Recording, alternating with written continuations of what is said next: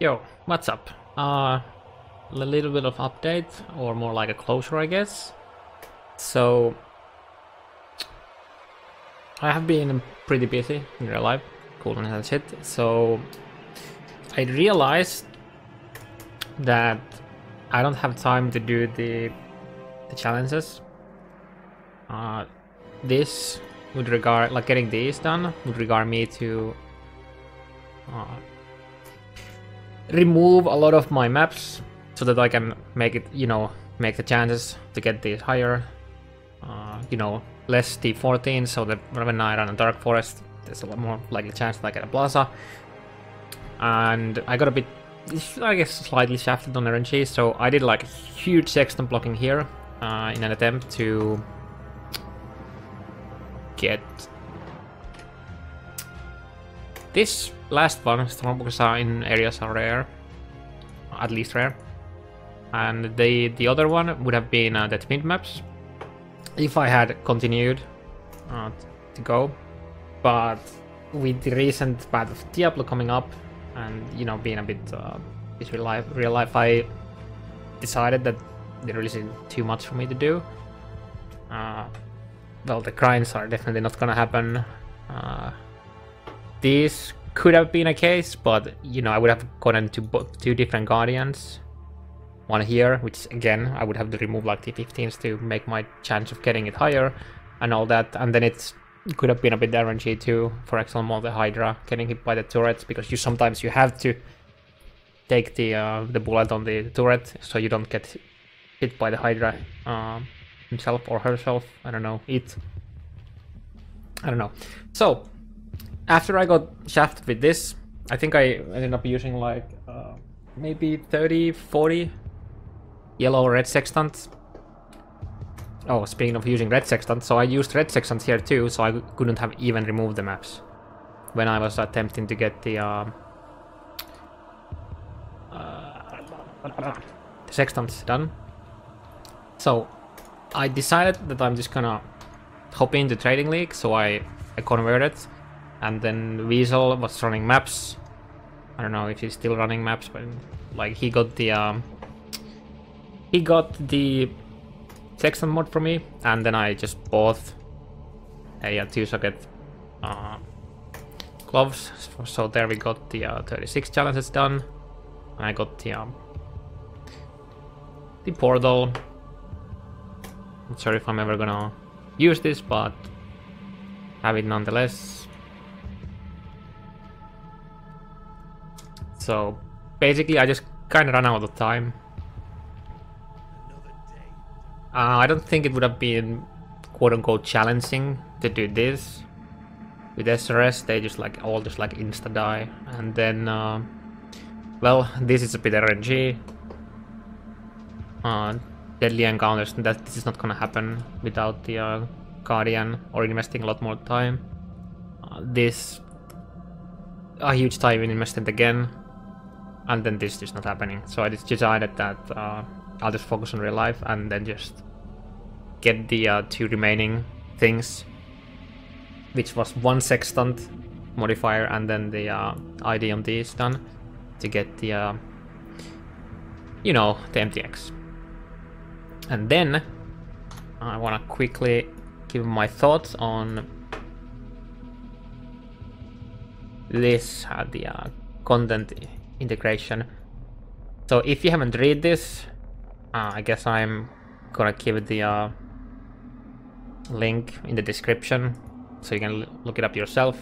I'm not gonna read it right now, but in short, Abyss jewels and belts are gonna be harder to get. Abyss belt can the STGM wise can no longer have Elder or Shaper mods on them, because they only drop from the abyssal depths. So that makes it so that the Elder and Shaper belts are competitive when it comes to like end game. If you need those mods from them, there are some very powerful mods on them. However, STGM wise will be the belt to use until you actually make a good Elder or Shaper belt. So in a way I'm a bit sad about the belt. I wish the belt had like some kind of other restrictions, like it can't roll T1 belt mods or something like that. So then it could have been slightly more competitive against non-Elder or Shaper belts too. I'm glad they are doing the nerf on Light Poacher. It remains to be seen if it's good enough. Now you can chain and fork with it because it no longer pierces. And now projectile speed just makes the distance of the projectile go further or be shorter if you are using less projectiles or something like that. But one thing I'm really sad about is that since the jewels will stay as they are, they are like just like shitting on two-handed builds, like two-handed melee or like even bow builds, because all the flat there isn't like two-handed flat modifiers. So that means that you're getting the same bonuses, your damage from Abyssal Jewels, regardless if you're using two-handed or one-handed. So if you give 10 flat to a one-handed weapon, that is in overall is faster than a two-hander, you're adding more base damage to it, which also hits usually faster. So it's just like it buffs one-handed. And then we have the crazy statistics, which make it even worse, but you know, the new statistics aren't really a part of the Abyss itself. So that's just like another thing on top of that. But overall, I think how they did this is pretty good. Minus the lack of two-handed specific mods that rival the general damage and the belt. I think the belt should have like maybe like 85 level restriction, like your character to be at least 85, and or that they only drop in like level 80 plus abyssal depths or something like that. So you wouldn't like immediately when you get one at low level mapping, if you find it, you start using it, because they are just so much better. So much better than non-Elder or Shaper bases. And now we have the PoE content out of the way. What I'm gonna be doing for the next, I don't know, couple of weeks before we get to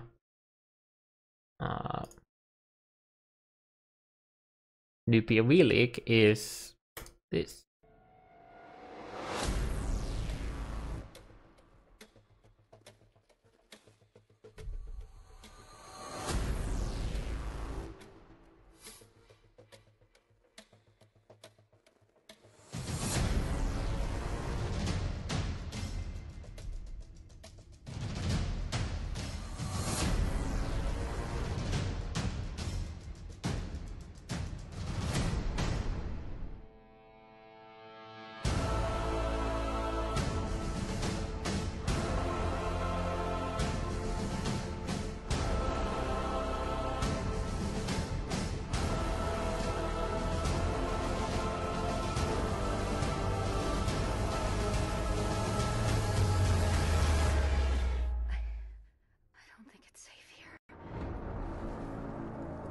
So, for you who don't know what this is a private D2 server, modded primarily by Green Dude. It's been up for multiple years now, I think like 3 years or something soon. And yeah, it's resetting in like 2.5 hours. So if you don't know what it is, go to, you know, battleofdiablo.com. There's a very active Discord server. There's a Reddit. That gets very active around the patches and all that. But it basically has a lot of quality of life, some skill balance and all that. It's definitely worth trying if you like D2 and you haven't heard about it before. And yeah, that's probably what I'm gonna be doing for the next couple weeks. And different from how I play PoE right now is that I'm gonna be playing group found. And right now it's 8 people. It could be a bit more. I don't really mind. But so basically, we don't trade outside of the people that are in that group. So I like playing groups, and I think T2 on PoD is the place where I'm gonna be mostly playing groups. I might, hopefully, play PoE the same way next league if we can get a proper group for that. So like I'm talking about like plus 10 people of trust, like people that I trust and want to not play solo self-found, but also don't want the access to buying every single piece of gear like immediately. So then you have like access to like more uniques, some trading, some group play. So it's like the better of the two worlds, I guess. So you're not completely solo. So you most likely will be able to do like your challenges. You will most likely be able to get some of the more niche uniques. Maybe even like lab enchants when there are other people who will farm lab. Especially if you pool offerings together. There's a lot of interesting things about that I would really like to play. But yeah, so every time there's a patch, you see there's a lot of patch notes here. So there's quite a few changes. I mean, it's not huge changes usually. This patch we're getting the PoEs like Orb of Enchantment, which does some interesting things. For example, in the video that we just saw, there's Bone Spear fires 2 additional projectiles.